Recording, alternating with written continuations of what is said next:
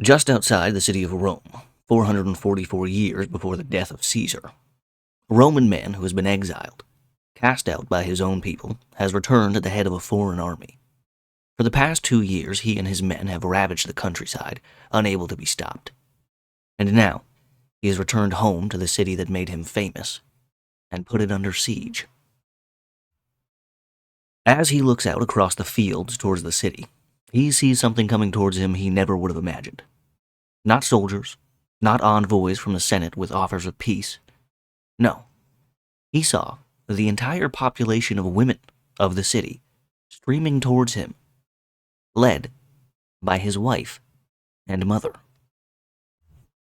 Hello there everyone, how's it going? I hope you're doing well. In this video, I'm going to go over the life and times of Gnaeus Marcius Coriolanus, who was a Roman general and war hero turned traitor that lived in the 5th century BC.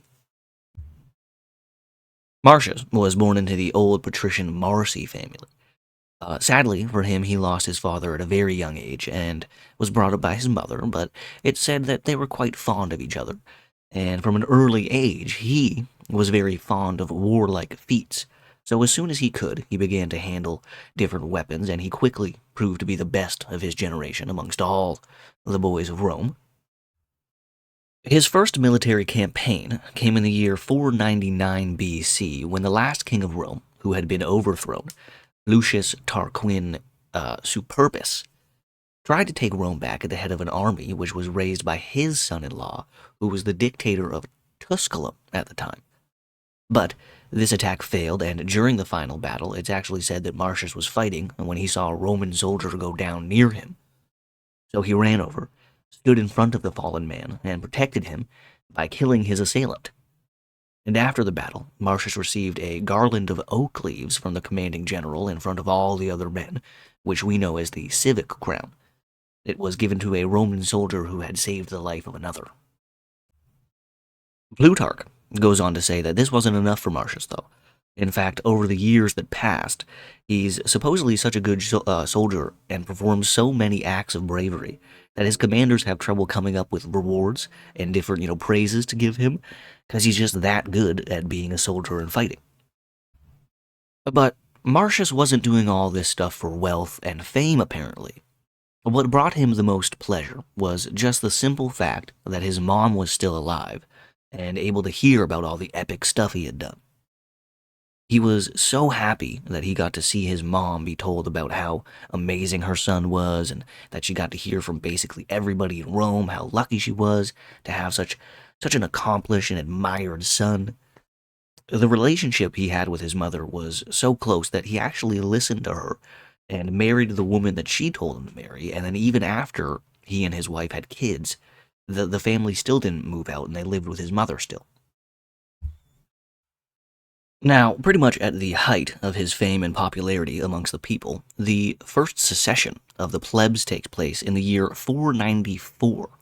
I've got a whole video on that if you're interested, but long story short, the plebeian population of Rome was going through some really, really tough times, and the Senate and patricians were doing nothing to alleviate the burdens faced by the poorer citizens of Rome. So finally, the patricians and Senate, they come together and say, you know what, we're going to help out the plebeians, but only if they joined the army to go and defeat a Sabine army that was threatening them. Well, the plebeians, they were like, okay, you're right, let's go beat up these guys first, and then when we get back, we can discuss coming up with something to help us out, maybe, get rid of some debts, stop imprisoning and beating people who can't pay. Well, immediately after the Romans win the war against the Sabines, the Senate does a complete 180 and ignores any of the promises that they made to the people before, and they go right back to arresting and imprisoning people who can't afford to pay their debts. Well, the plebeians, they had had enough. They all banded together and they left the city of Rome and camped out on the Sacred Mount. It's not really a mountain, but, it was a pretty big-ass hill not too far from the outskirts of the city of Rome. Now, the patricians were terrified that if they didn't come back to the city, they were completely open to attack. And of course, now that their personal property and lives were at stake, they decided it'd be a good idea to go talk to the plebs and see what they wanted. and maybe make some compromises with them, because without them, they wouldn't even have a population to rule over anyways. So, after some back and forths and capitulations by the patricians and the Senate, the plebeians, they agreed to come back to Rome and rejoin the army. This is actually where the tribunes of the plebs come from. This official government position will actually be the cause of a lot of trouble for the Republic, as well as being a position sought out by ambitious men who would use its power to further their own careers and wealth, rather than actually helping out the people. But, never mind that, let's get back to Marcius. Now, our man Marcius, he was not very happy with how everything went down. He was a patrician, so in his mind, he thought that these dirty plebs daring to go against the patricians was like treason, and he was very upset to see his fellow patricians cave into the demands of the plebs. A quote from Plutarch's Parallel Lives. As for Marcius, though he was displeased himself to have the people increase in power at the expense of the aristocracy, and though he saw that many of the other patricians were of the same mind, he nevertheless exhorted them not to fall behind the common people in contending for their country's welfare, but to show that they were superior to them in valor rather than in political power. That's pretty much saying, like, don't lower yourselves to their level. We shouldn't even have to prove or show that we have more political power than the plebs. We are just better than them. And that's it. So they should just listen to us. Now, while the first secession was going on, another Italian tribe of peoples, the Volsci, had been gathering an army and threatened to attack Rome as well. So as soon as the Romans got everything sorted out amongst themselves, they quickly levied another army and made their way into Volscian territory. This is after the first secession of the plebs. And it's against the Volscians where Marcius earns the name that he is mostly known by, and the name that I use for the title of this video, Coriolanus. It was in the year 493 BC, while serving in the army of the consul Postumus Cominius Aruncus, that Marcius found himself inside the military camp outside of the Volscian town of Corioli. The Volscians, they had been pushed back and trapped inside their city, but they were able to get a message out to another Volscian tribe, and their allies had answered the call, where a second Volscian army was headed towards the Romans that were encamped outside the city, just to see if they could probably, maybe provide some relief and end the siege of their countrymen. Well, the consul Postumus, he was no Julius Caesar, okay? He had no plans of building a wall around himself and trapping his forces in between two enemy armies. So, he took the majority of his forces to go and face off against the approaching Volscians, leaving a man named Titus Lartius in charge of a small force to keep an eye on the besieged Volscians. Well, the defenders sitting on the walls and inside the city, they saw Postumus leaving with his men and thought, you know what, this is a perfect time to go and attack the Romans outside their own walls. Because if we can break out of the city here, then the other army can go and meet and go to battle with the Roman force that is leaving, and if they can just hold them off for long enough, we can show up in the rear of the Romans, trap them, and destroy them.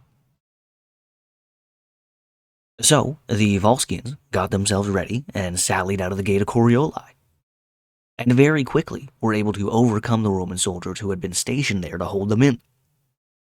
With the Volscians surging out of the city, the Romans began to fall back and then broke towards their camp, where Marcius was standing, watching his fellow soldiers be overtaken and run down by the Volscians.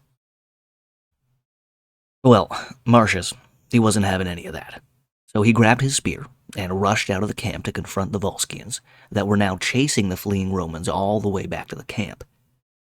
It's also said that he had a small band of men follow him as well, and he and those men were able to hold back the Volscians and even kill some of the ones that ended up getting too eager and chased too far, causing the rest to flee.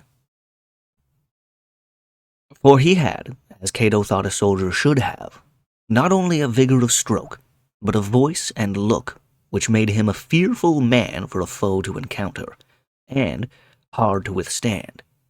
Many of his men rallied to support him, and the enemy withdrew in terror.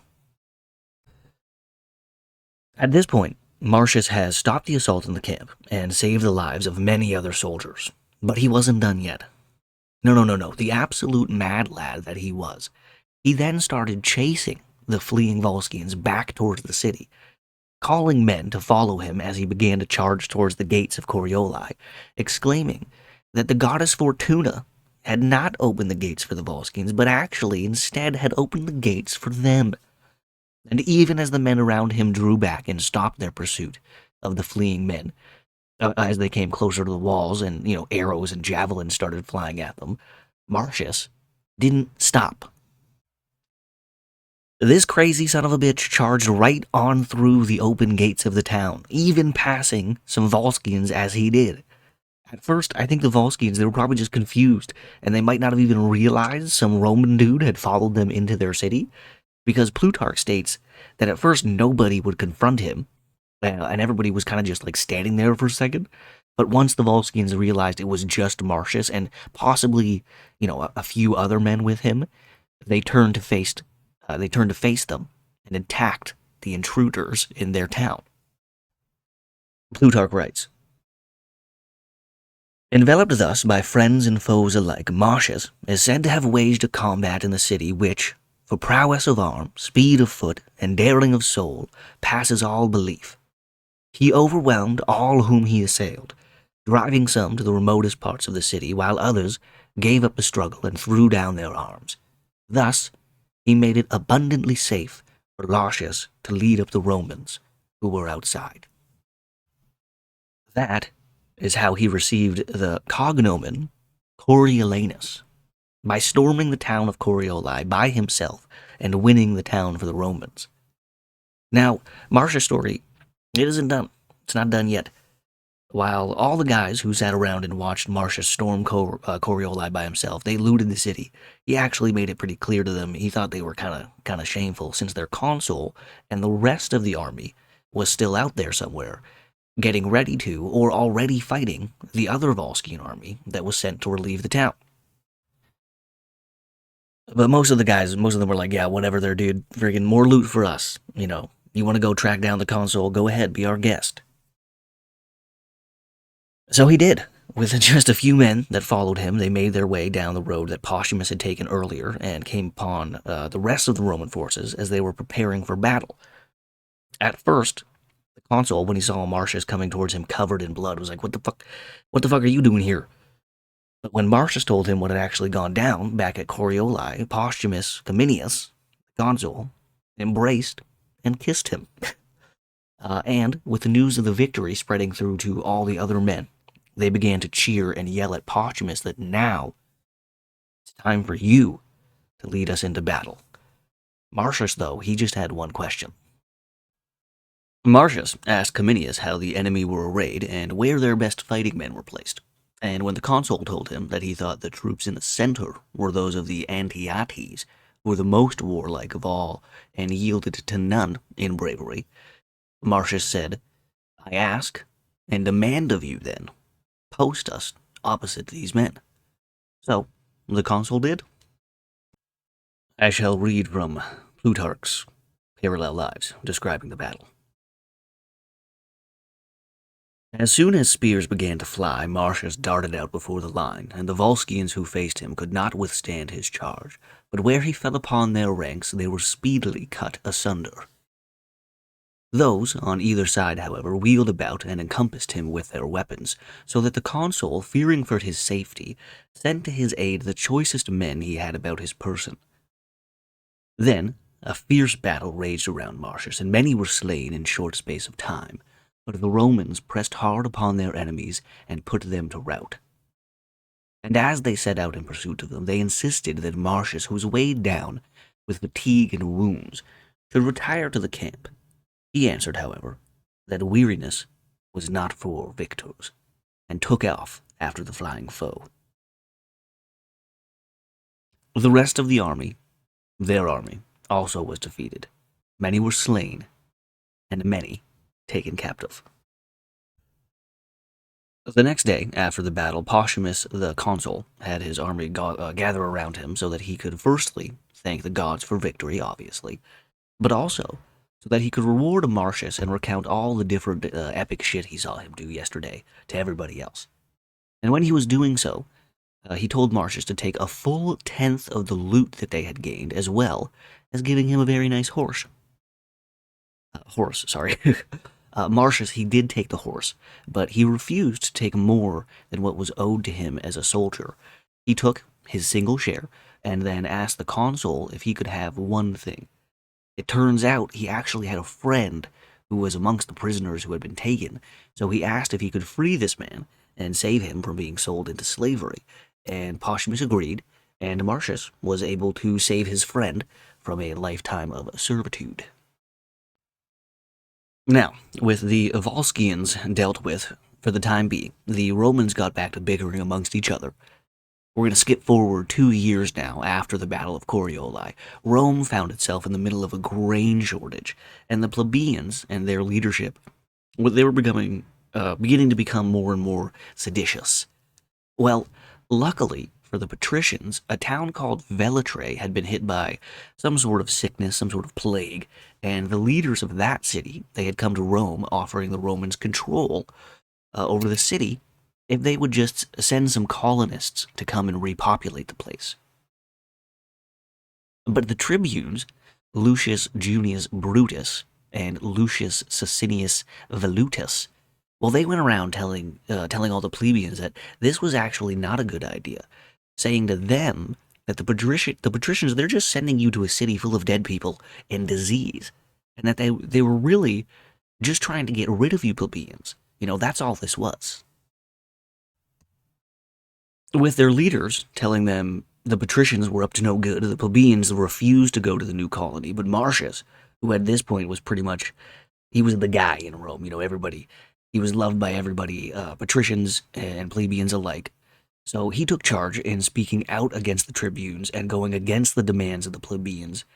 Remember, he wasn't very happy after the first secession of the plebs. So in the end, the colonists who had been chosen, they were forced to go to the new colony under the threat of very severe punishments. And since the plebs were refusing to join the military again, Marcius said, you know what, fine, I'll do it myself. And he gathered together his clients and anybody else that he could convince to join him, and he set out into the lands of Antium, where he returned from his campaign. He and his followers, they were actually being slowed down by the amount of corn, cattle, and captives that they were bringing back to the city. With his popularity at an all-time high now, Marcius decided that he would run for the consulship. And at first, pretty much everybody was like, yeah, this guy has done amazing things for Rome. It would be a shame, actually. Actually, we should be ashamed of ourselves if we didn't vote this man the consulship. But on the day of voting, Marcius apparently entered the forum very pompously. He was escorted by the Senate and surrounded by a bunch of patricians as well, and the plebeians, they didn't like the look of that at all. So they changed their minds, and they voted in some other guys into the consulship for that year. And of course, that pissed off Marcius. In his head, he was like, excuse me, after all I've done for you people, and the city of Rome, you're going to deny me the consulship? How dare you? I mean, he was bitter as hell towards his fellow Romans, especially the plebeians. Now, while all this was happening, a large shipment of grain, remember they're in a grain shortage here, a large shipment of grain arrives in Rome from the lands of Italy, but a larger portion of it came from Sicily. The tyrant there named Gello, he had sent it as a gift, kind of, a gift of grain to the Romans. So he was probably, a pretty decent guy. And with all this grain in the city, people thought, great, now the market price on grain is going to go down, it's going to stabilize for a while, and they actually thought that the grain that was given to the city by Gello would be distributed out to the most in need as a gift, since, it came to the city as a gift. Well, the Senate was convened, and while they were inside debating, people began to gather around outside the Senate House in anticipation for the announcement of what was to be done with the grain. Now, some of the senators there probably did think the grain should be given out as a gift, or at the very least, the price drastically dropped. But our man Marcius, he wasn't having any of that. Marcius rose in his place and vehemently attacked those who favored the multitude, calling them demagogues and betrayers of the aristocracy, declaring that they were nourishing to their own harm the evil seeds of boldness and insolence which had been sown among the rabble. These they should have choked when they first sprang up, and not have strengthened the people by such a powerful magistracy as the tribunate. Marcius also says that by giving in to the plebeian demands and allowing the tribunes of the plebs to be created, it weakened them even more, and that they weren't one people, but two peoples now, that were unable to ever grow beside each other because they'd always be at odds with each other. He said they should actually take away the tribune of the plebs and go back to the old days when the patricians were in charge, and that if the plebs wanted grain, then they would have to agree with that. Now, his message actually did resonate with a lot of the older and wealthier senators, as well as many of the younger men in the Senate. But there were some who went against Marcius because they knew what he was saying was not going to lead to anything good. In fact, actually, the tribunes of the plebs had been present, and they had heard everything Marcius said. And when they saw that many other senators were going to agree with him, they ran out of the Senate House and announced to the people that were gathered outside there what Marcius's plans were for them. Very quickly, a large crowd of angry plebeians gathered, and apparently they even tried to get into the Senate House, or they were going to try to get in, when, to calm the situation down, the tribunes brought forth a formal denunciation against Marcius and ordered him to appear before them in the assembly. But Marcius, he just laughed at that. He was like, yeah, right. And he sent the messengers that they had sent to him back to the tribunes. Well, the tribunes said, fine, we'll come do it ourselves. We'll come get you ourselves. And we're going to bring the plebeian aediles with us as too. But when they tried to take Marcius by force and they actually laid their hands on him, the other senators and patricians, they all banded together and fought back, and they were able to drive off the tribunes, and it said they actually beat the aediles up, so it sucks for those guys. At this point, evening has fallen over the city of Rome, and it's caused, the turmoil of the day to die down a little bit. All of the previous events that I just talked about there, they all happened within like the span of a few hours. But when the sun rose the next day, the forum, it was already filling with people, and the consuls saw this, and they were worried about the outcome of another day like yesterday. So they convened the Senate, and they made speeches imploring them to come to their senses and to begin to make some reasonable solutions and real proposals to the plebs. Now it's not the time to be fighting amongst each other. And surprisingly, the senators, well, most of them, agreed. And while the senators convened about what to do, the consuls left the Senate House, and they went outside to speak with the people gathered there. And when the tribunes of the plebs saw how the consuls were acting and hearing that the Senate was, they were with the consuls and what they were saying, they too said, we are willing and wanting to work together, except for that one dude. That one guy who was talking all that shit yesterday. Marcius. Yeah, no, we want his ass to be punished immediately. We want him to come to court and answer against these charges. Could he deny that he had instigated the Senate to violate the Constitution and abrogate the powers of the people? Secondly, when summoned to appear before them, had he not refused? And finally, by insulting and beating the aediles in the forum, had he not done all in his power to incite the citizens to arms and bring about a civil war? Well, turns out Marcius shows up out of nowhere, unexpectedly, and he goes right to the plebs and right to the tribunes, and he's like, dude, you know what? No, fuck you. I'm dope as hell. Everything I've ever done or said is correct, And the fact that you plebeians can even bring a man like me of patrician status to trial is a disgrace, and you guys suck. You made Rome suck, and I hate you. You can only imagine the hatred and vitriol that must have been spewing towards him during his speech about how the plebs ruined Rome. And, as you can imagine, this bold move didn't pay off for Marcius because Sicinius, the tribune of the plebs, immediately sentenced Marcius to death, and that he should be brought up to the Tarpeian Rock and thrown off for everybody to see. They ordered the aediles to go forth and seize him, but again, when they tried to put their hands on him, the other patricians that were there, they rushed forward and pushed them back, protecting Marcius.